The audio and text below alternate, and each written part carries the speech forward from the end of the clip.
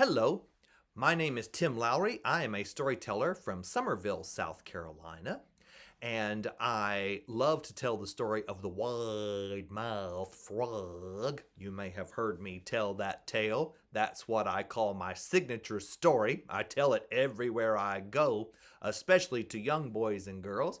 But I have plenty of other stories too. You might have heard of a story called Mollie Whuppie, a story from as I've heard it, from Scotland.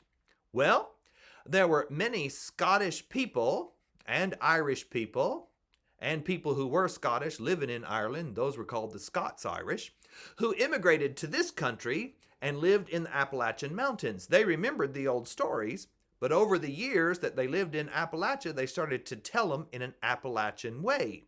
So here's the story of Mollie Whuppie, only Appalachian style. Once they was these three girls named Paul and Bets and Mutsmeg. Now, Paul and Bets, they was real purty girls, but they weren't too smart. And then there's Mutsmeg. Mutsmeg, she was real smart, but Lord bless her, she wasn't too purty. Them three girls, they loved their mama. They loved their mama till they loved her to death. And when that poor woman died, she left all her worldly goods to them three young'uns. She give Paul and Bets, them two purty ones, she give them a cabbage patch of their own. And she left Mutsmeg a butcher knife that she used for slicing bacon and such. That was all she had in this world that was of any value. And she left all them things to them three young'uns. And after that poor woman was dead and buried, why, Paul and Bets, they fell into that cabbage patch and they went to eating and a gomming and a slopping and a slurping and carrying on. And poor little old Mutsmeg, she was standing out there at the edge of the garden saying, "Can't I leastways have a bite?"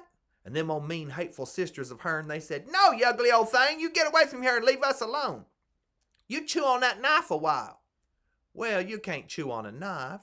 So poor old Mutsmeg, she didn't know what she was going to do. And then, after Paul and Bets had ate up all that cabbage, they lit out down the road to seek their fortune, and Mutsmeg started begging to go with them. She said, "Can't I leastways go with you?" And they said, "No, you ugly old thing, you stay away from here. Leave us alone." But she kept on a-begging and a-begging until finally they said, "All right, you can come with us, but you can't be our sister no more. You got to be our servant girl and do everything we say." Well, Mutsmeg didn't really want to be a servant girl, but she didn't know what else to do, so she went along with it. And them three girls, they lit up down the road. They walked down their own road till they come up to the big high gravel road, and they walked on the gravel road till they come up to the state road, and they walked on the state road till they's plumb out of the country. When it got dark that night, they needed them a place to live or at least spend the night.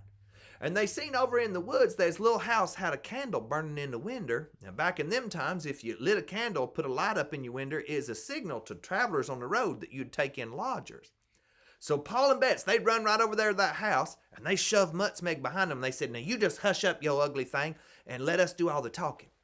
They knocked on the door, and this old woman come to the door. She's all hobbled over. Her hands is all knobbly. She said, "Yeah, what do you want?" And them girls, they said, "Our names is Paul and Bets, and this girl behind us, her name's Mutsmeg. She ain't our sister. She's our servant girl. Got to do everything we say. And we need us a place to lodge, to spend the night. We seen you light in the window." "Oh, yeah, I take in lodgers. Come on in.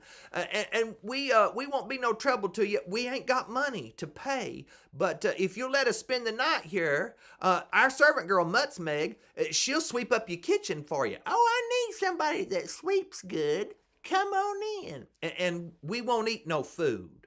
We don't want to trouble you none. We won't eat no food because we ain't got no money to pay for it." "Oh, no. I like young'uns that eats good." "They ain't nothing I like better than good eating young'uns. Y'all come on in. Come right on in." Well, them three girls, they went in there, and that old woman, she's good to them. She give them white nightgowns to put on, and she give them big old hunks of yaller cake and big old jars full of sweet milk. After it ate up all that cake and drunk that sweet milk, she told them up in the loft they was a four-poster bed where they could sleep for the night. So they climbed right up the ladder into the sleeping loft, and sure enough, there's two big four-poster beds up in there. On one side there was an empty bed, and on the other side there's a bed, and it had 3 girls asleep in it. That was that old woman's 3 youngins. Well, Paul and Bets, they jumped up in the empty bed, pulled the covers right up to their chin, went sound asleep.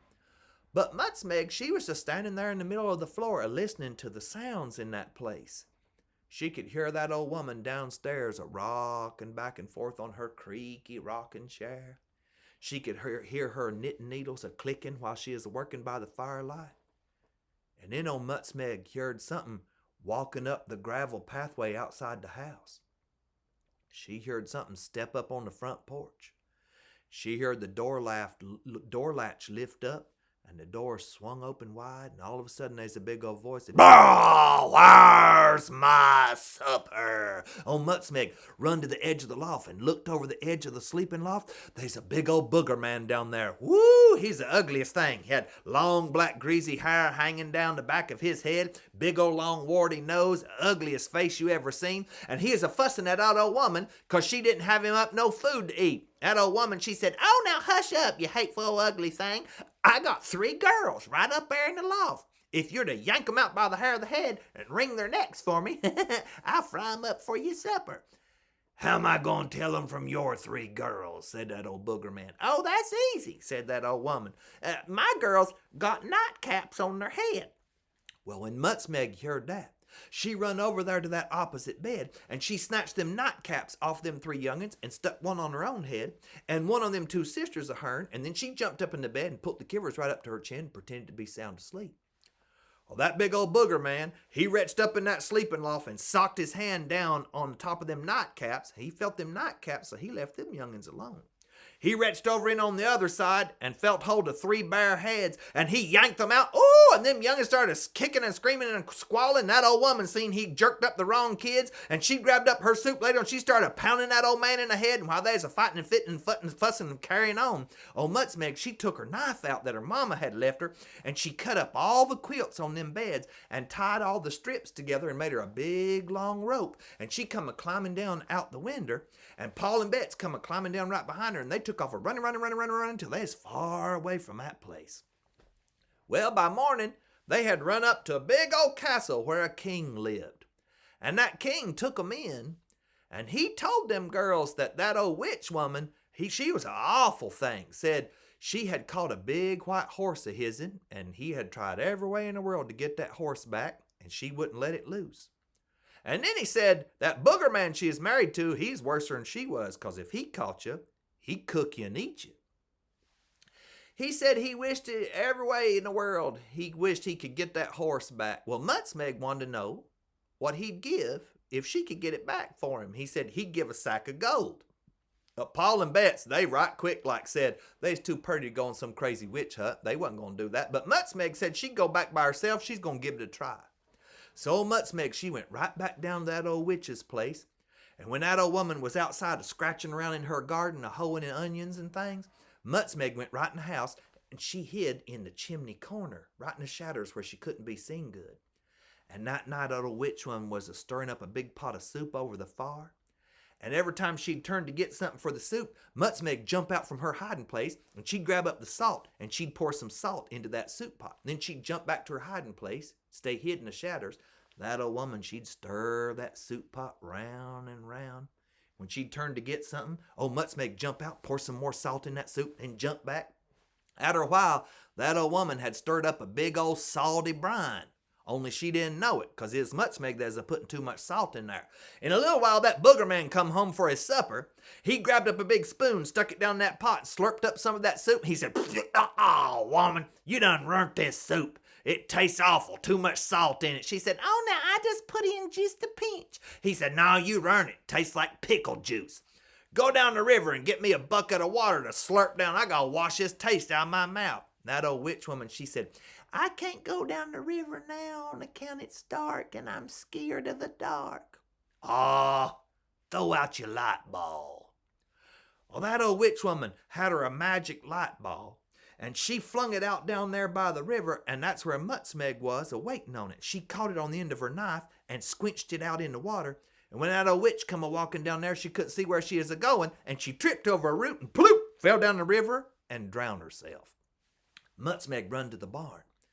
She opened up the barn door. Ooh, there's that big old white horse that belonged to the king. It was tied with a rope, had 13 knots on it. Mutsmeg started to untie them knots.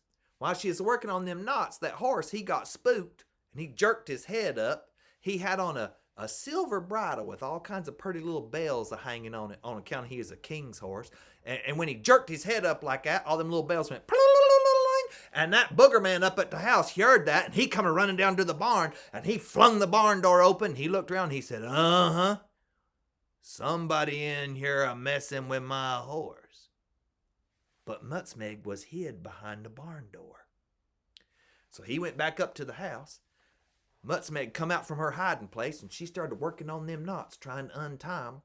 That big booger man heard that horse jerk its head up, and all them little bells went. He come running down there again. He slammed that barn door open. He said, somebody in here messing with my horse, and I'm going to find him. And he looked behind the barn door. But Mutsmeg was hid up in the hayloft. So that old booger man went back up the house. Mutsmeg climbed out the hayloft. She started working them knots, and that old horse jerked up his head again. Blah, blah, blah, blah, I'm going to find him. Somebody messing with my horse.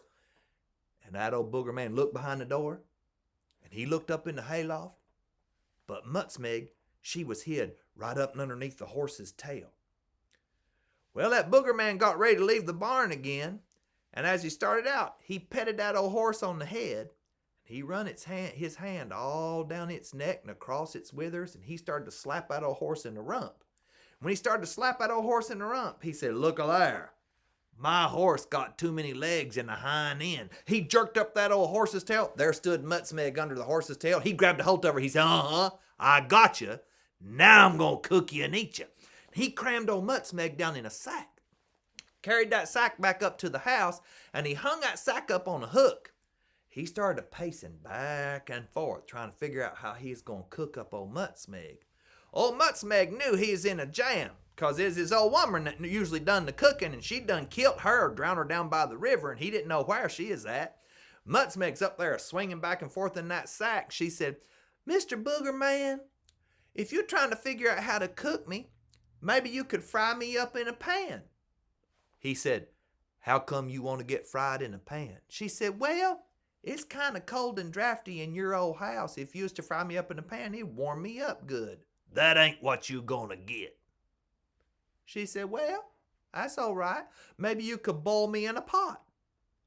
How come you want to get boiled in a pot? Well, I ain't had me a bath today, and I got some dirt under my fingernails. If you was to boil me in a pot, it'd get me all cleaned up good. He said, that ain't what you gonna get. Old Mutsmeg was up there swinging back and forth in that sack. She said, well, Mr. Booger Man, I don't care what you do with me. You can boil me in a pot. You can fry me in a pan. It don't matter. Just as long as you don't beat me with a club. How come you don't want to get beat with a club? Oh, says Mutsmeg, if you used to beat me with a club, my bones would pop and crack like dishes a breaking. I'd howl like dogs and cats a squalling, and my blood would drip like honey. That sounds good, said that old booger man. That's exactly what you gonna get. And he run out of the house to get him a club. Well, when he run out to get a club, old Mutsmeg, she took that big long knife her mama give her, and she cut a hole in the side of that sack and climbed out. She looked around in the kitchen cupboard. There was a big stack of white china plates. She shoved them up in that sack. There's a big old pot of honey. She shoved that up in a sack. And then she run outside. There's a big blue tick hound dog and a yeller cat laying on the porch. She snatched up them critters and poked them up in that sack and took out needle and thread and stitched that sack up real quick and run down to that barn. And this time, she didn't untie all them knots. She just took her knife and cut them knots loose and jumped up on that white horse's back and took off a riding down the road. Well, that big booger man come back from the mountain. He had jerked up a small tree he's going to use for his club. He had that thing flinging around his head. He looked up at that sack hanging from the kitchen ceiling. He said, now I'm going to beat you with this your club. He whopped in the side of that sack. That old hound dog went, "Roar!" And the cat said, "Wee!" He said, that's her howling like dogs and cats a fighting. He hit it again, and them white china plates started to crack and bust. He said, yep. That's her bones cracking like dishes breaking. He whopped in the side of that sack again, and that honey pot busted open, and the honey started dripping out that sack. He said, That's her blood running like honey. When he emptied that sack out, whoo, the blood and the fat and the fur and the feathers, that old hound dog was a biting him in the backside and that cat was a clawing him in the eyes. That old booger man knowed he'd been tricked. He took off for running down the road trying to catch up with Mutsmeg, but she got on that big white horse and she got way ahead of him. She'd run that horse down to the river, crossed over the river, and hid that horse off in the brush. She's sitting across there on the opposite bank on this big old round rock. Booger man come down to the river and he said, "How'd you get across this here water?" Old Mutsmeg said, "See this big round rock? I pecked a hole through the middle of it, tied a rope round the rock, tied the other end round my neck, and skittered it across. That's how I got over here." "Don't you go nowhere." That big booger man went and got him a rock. He pecked a hole through the middle of it, tied a rope round it, tied the other end around his neck, and he flung that rock out in the river, and big old heavy rock pulled him down, and he drowned himself. Well, Mutsmeg got that horse out of the brush, jumped on its back, and she rode off to the king's castle. When she brought the king's horse back, he give Mutsmeg that big sack of gold he had promised. Mutsmeg give some of that gold to Paul and Bets, and them two sisters of hern, they's purtier than ever. But Mutsmeg, she took some of her gold and bought makeup.